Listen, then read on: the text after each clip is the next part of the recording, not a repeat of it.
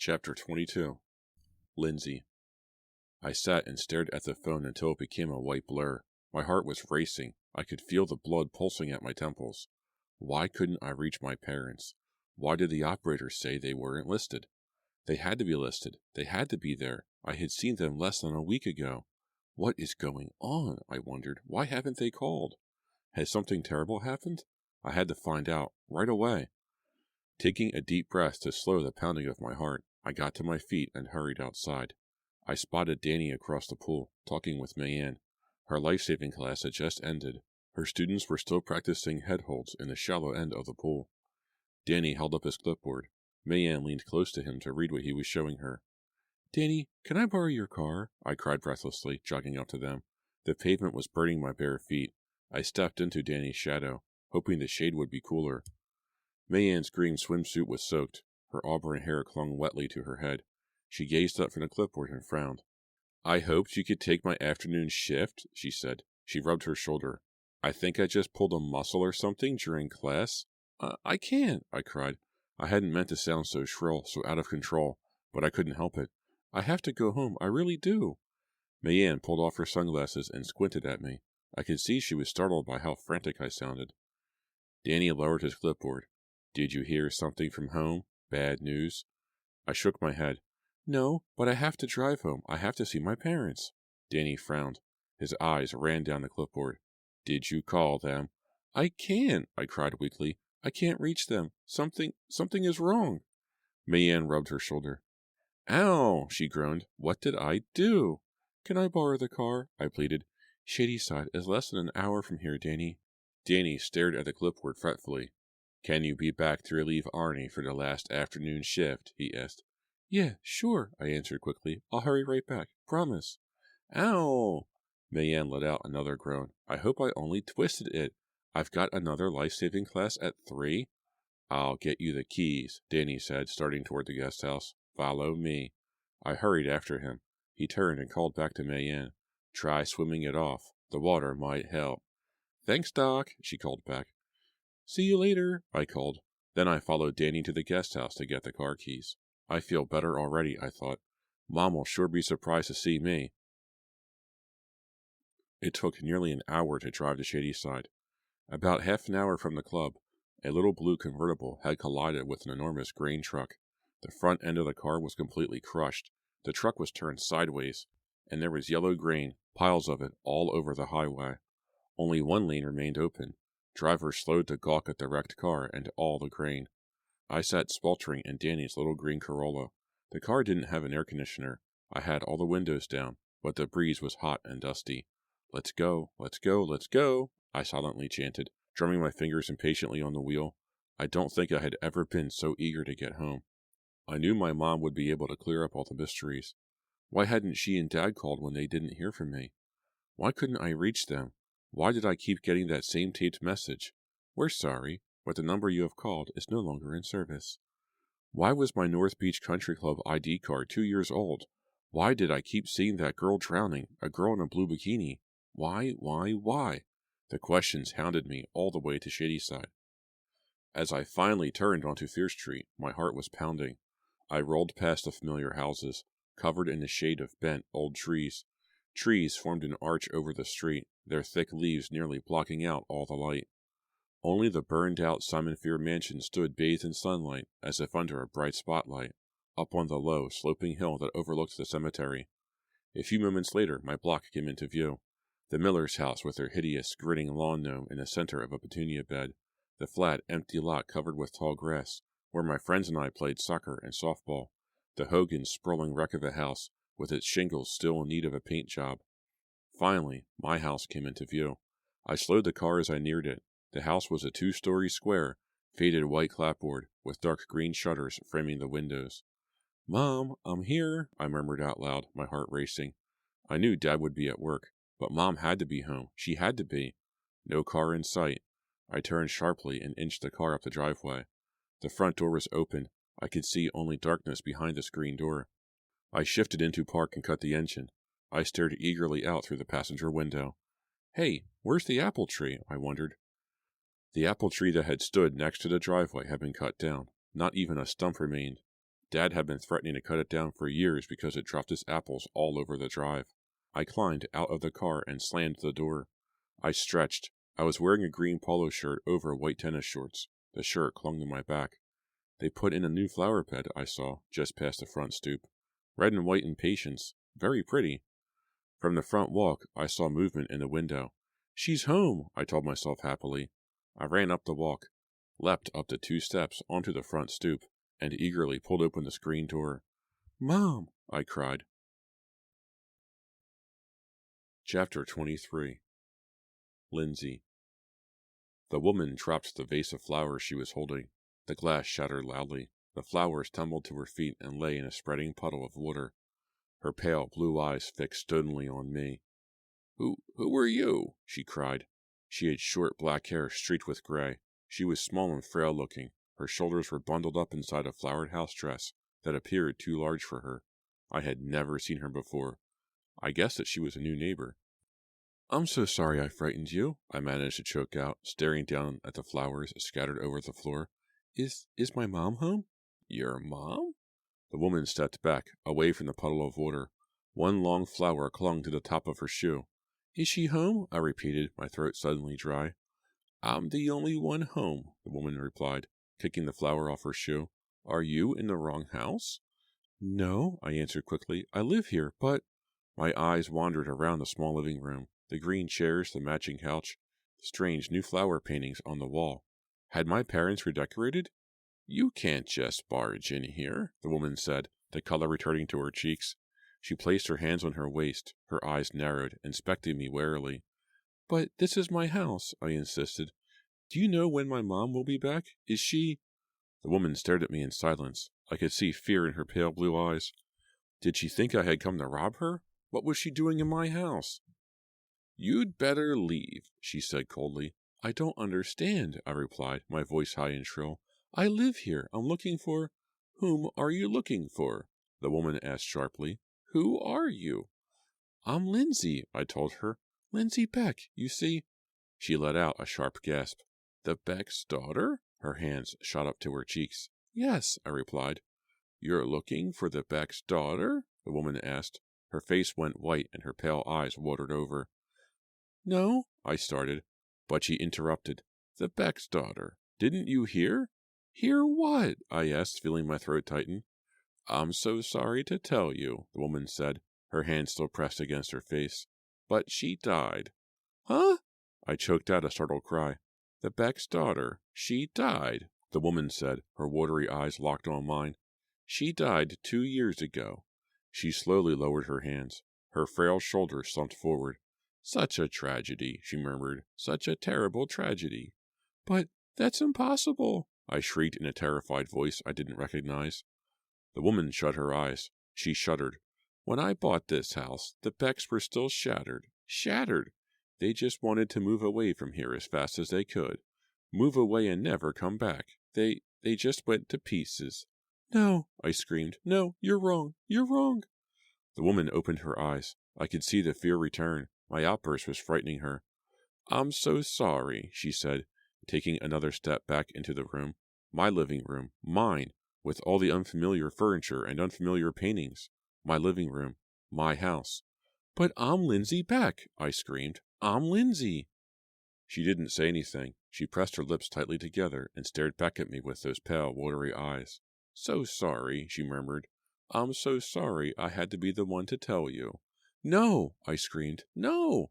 Then, without even realizing what I was doing, I whirled around. I ran through the dark entryway.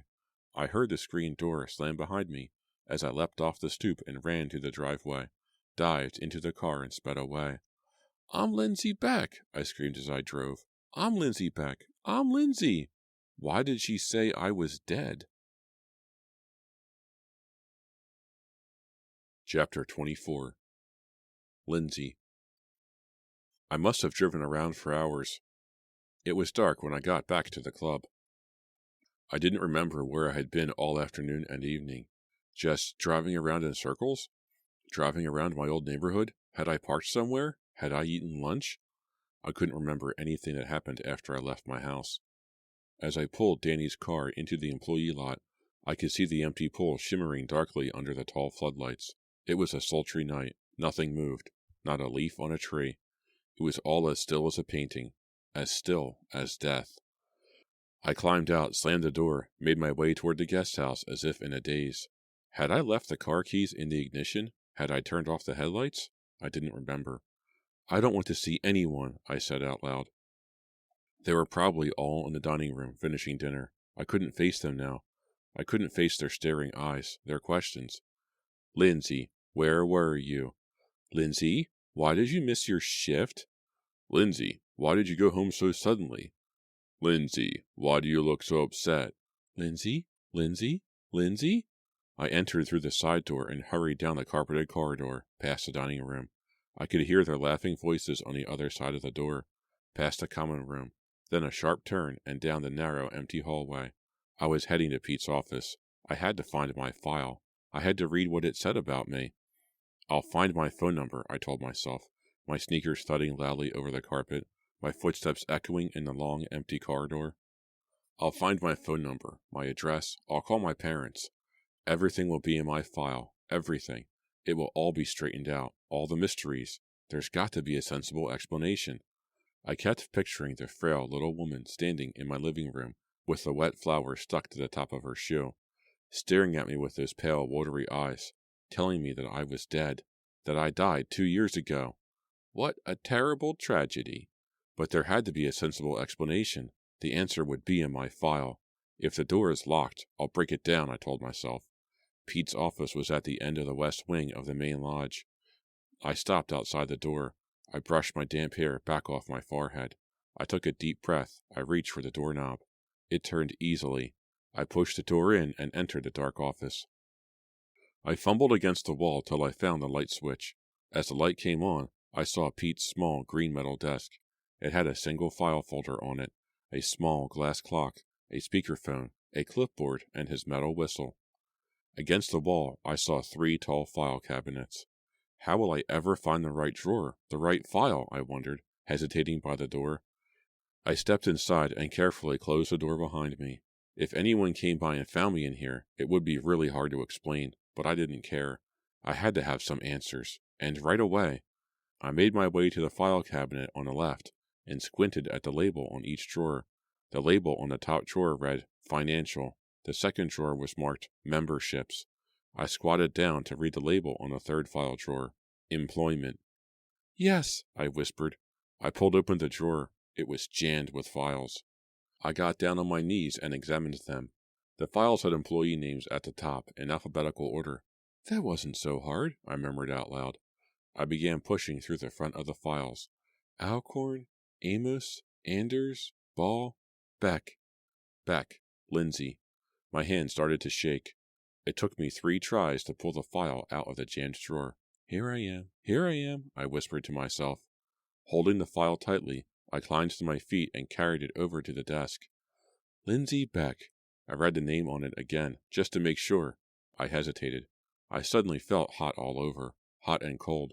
My skin prickled. My mouth felt dry. My hands were shaking. I struggled to get the file folder open.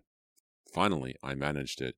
I pulled out the papers, set them down on the desk, and leaned over them to read them.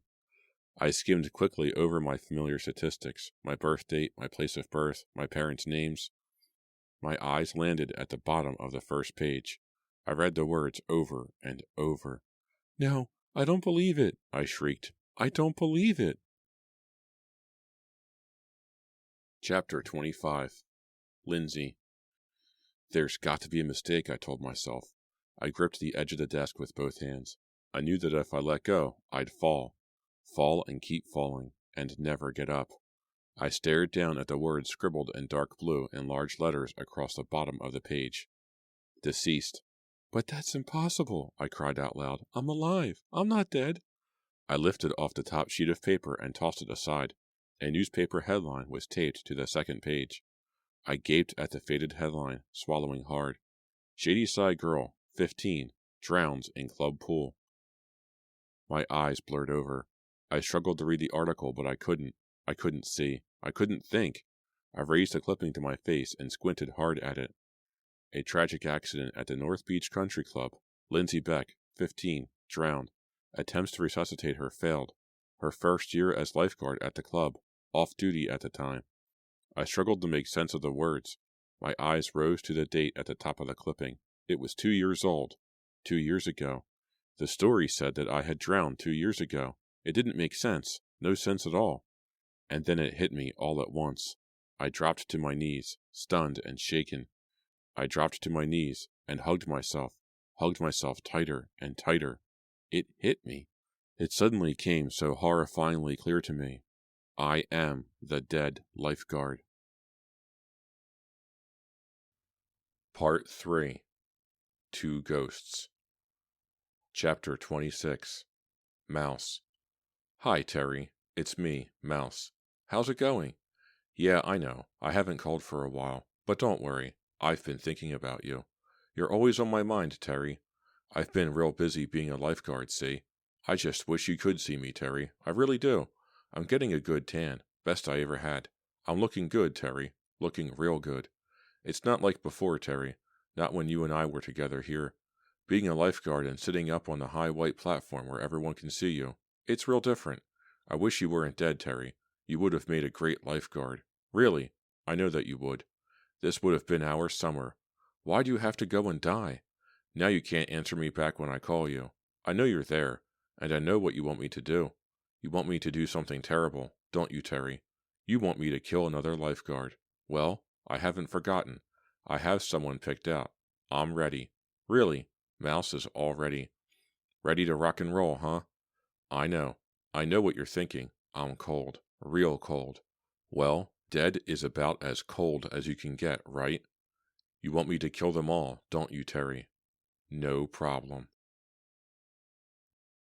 Chapter 27. Lindsay. Hey, Arnie, get off the phone and join the party, Danny called. Across the dining room, Arnie mumbled a few more words into the phone, then replaced the receiver. Can I help it if I'm popular? He called, returning to the table. How many times a day do you call your mom? Deidre joked. Everyone laughed. Arnie's slender face turned bright red. It wasn't my mom, he muttered, dropping into his seat and grabbing his hamburger. I know who Arnie was calling, Pug broke in, grinning. It was his personal trainer. Arnie was asking for his money back. Everyone laughed again. Arnie stared down at his plate and pretended we didn't exist. I think we should get off Arnie's case, Danny suggested. Give him a break. Why do we always have to pick on Arnie? Because he's Arnie, Pug declared. Arnie dropped the hamburger onto his plate and glared at Pug. I'll take you on in the weight room, dude. Pug's grin grew wider. Huh? Say what? A weightlifting competition, Arnie replied, his cheeks still bright red.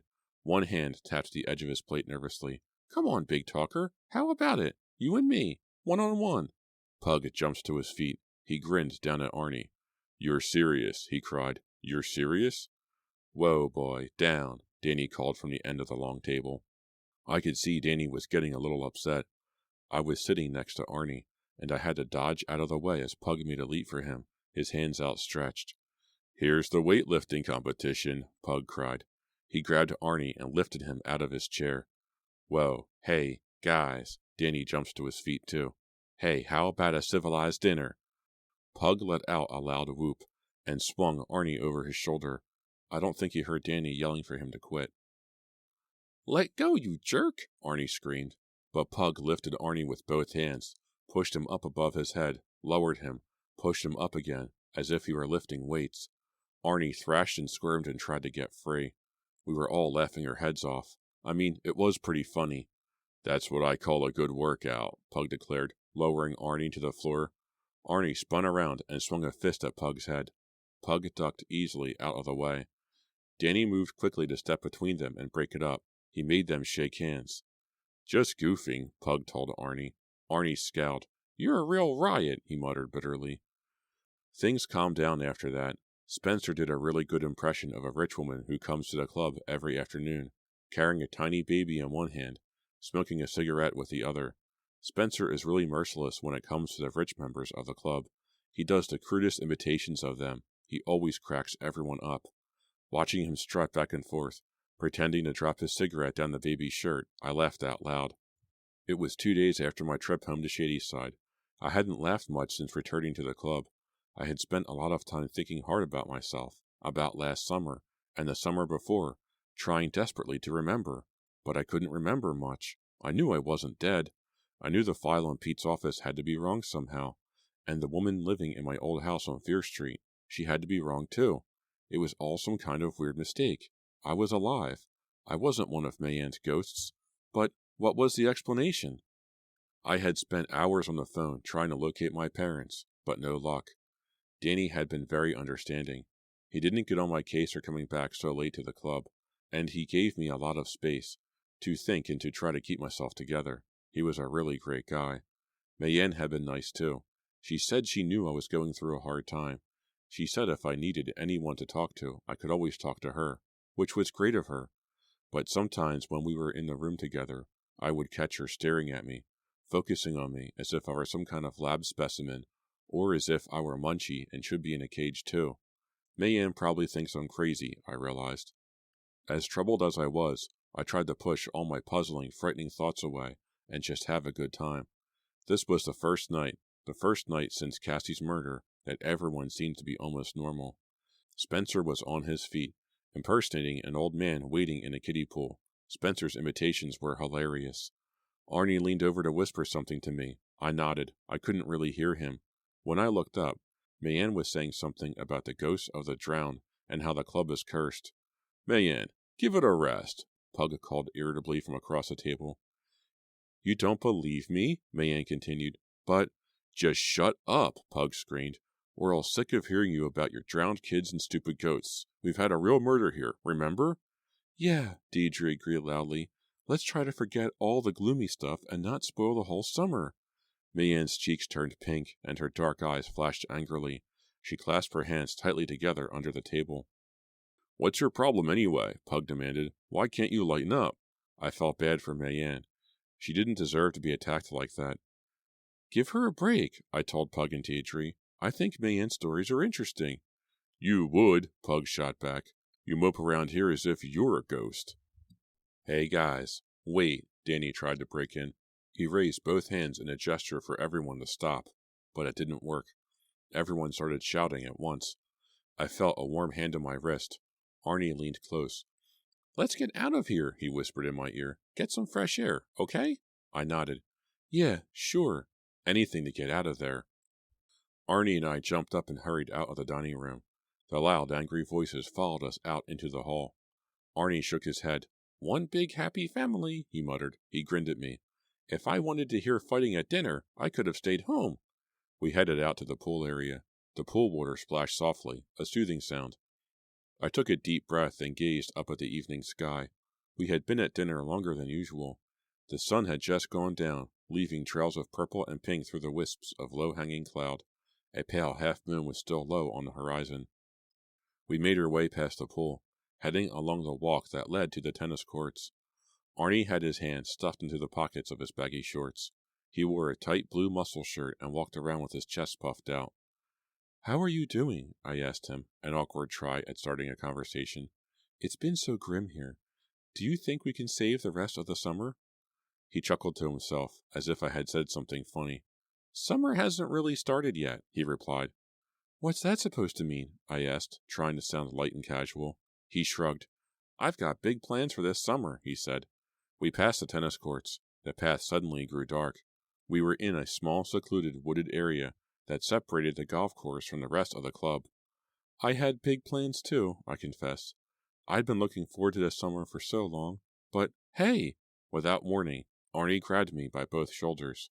His tiny eyes lit up and a strange smile crossed his lips. He shoved me back, hard against a wide tree trunk. Big plans, he whispered. Big plans. I raised both hands and struggled to push him away. Arnie, let go, I cried. Arnie? What are you doing? Chapter 28. Spencer. I couldn't stay in that dining room another second. Pug, Deidre, and Mayan were all going at it, having a great time, yelling and wailing, accusing one another of this and that, ripping one another apart. Pug seemed to be enjoying the arguing. Pug loves to be the center of attention, that's for sure. Danny was really upset. I think it was because no one was listening to him, the big cheese, when he told them to sit down and shut up. Anyway, with all the shouting and carrying on, I really felt as if my head were about to explode. Why am I sitting here listening to this? I asked myself. Lindsay and Arnie had already left a few minutes before, so I ducked out too. I didn't know where I was going. I just had to get some fresh air. I trotted outside and did some stretching exercises in front of the pool. Then I started jogging toward the woods. It was a hot, wet night, and I worked up a sweat right away. It felt good to be moving. I gazed up at the evening sky, streaked with scarlet and purple. It was so quiet and peaceful when the club closed at night. The only sound was the soft thud of my high tops on the pavement as I jogged. There was some talk of adding rooms so that guests could stay at the club. I would hate that. Having to be on duty 24 hours a day.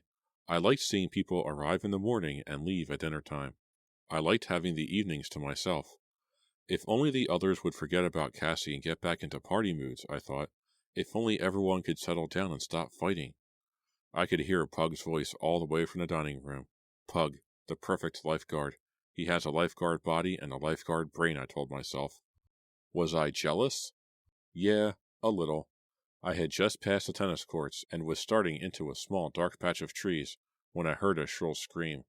I recognized Lindsay's voice at once. I stopped jogging, leaned forward to listen, breathing hard. Arnie, stop, she was crying. I straightened up and began to run. I spotted them in the shadows a few seconds later. Arnie had Lindsay's back pressed against a tree. He was holding her arms down against her sides. Lindsay was struggling. I think Arnie was trying to kiss her. Hey, I shouted, running hard. Arnie backed off instantly. He was apologizing as I ran up beside them. What's going on? I asked breathlessly. I was prepared to push Arnie away, but he was already backing up, telling Lindsay how sorry he was, how he didn't mean anything. Arnie scurried away like a guilty dog with his tail between his legs. Lindsay rubbed her arms. He hurt me, she murmured. Are you okay? I asked. She nodded. What's his problem? I demanded, turning in the direction Arnie had run. He had vanished from view. Lindsay shrugged. He just grabbed me. I was so surprised, she stammered. Arnie's a little creep, I said. Lindsay frowned. Lots of times at the pool, I glance over and catch him watching me. I watch you too sometimes, I confessed.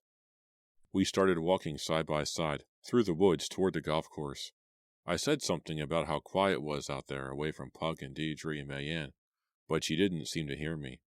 After we'd made it through the woods, she suddenly stopped and grabbed my arm. Spencer, she said softly. She had a very thoughtful, solemn expression on her face. I brushed a leaf from her hair. She had such soft, fine blonde hair. Spencer, can I ask you a question? About last summer? She asked hesitantly. Her hand was still on my arm. Yeah, sure, I told her. It had grown very dark. Back in the trees, crickets began to chirp. Well, Lindsay started to say, last summer, were you and were we good friends? I stared at her. Even in the darkness, I could see how stressed out she was. Well, Lindsay, I said softly, you left so suddenly. We didn't have much time to get to know each other. My answer startled her. Her mouth formed a small O of surprise. Her eyes burned into mine. I left suddenly? She asked. I nodded. Why? She demanded, squeezing my arm. Why did I leave suddenly, Spencer? I just stared at her. I didn't know what to say. Didn't she remember? Didn't she know? I knew one thing for certain. If she didn't remember, I sure wasn't going to be the one to tell her. Chapter 29. Lindsay. The next afternoon, another hot, sultry day, I was on duty at the deep end of the pool. Gazing toward the shallow end, I saw Arnie hang off the payphone. He waved to me and started toward me. Oh no, I groaned to myself. I had avoided Arnie all day. I couldn't stop thinking about that frightening moment in the woods. He looked even scrawnier than usual in a pair of baggy orange swim trunks that came down nearly to his knees. His bare chest was hairless and bright pink from a fresh sunburn. The sunlight caught the silver ring in his ear. He stopped beside my platform and gazed up at me without smiling. Arnie, what do you want? I asked sharply. To apologize, he answered softly, avoiding my hard stare. I didn't say anything. Lindsay, I'm really sorry about last night, Arnie said. The words came out in a steady monotone. It sounded as if he had rehearsed them. I'm sorry too, I said coldly.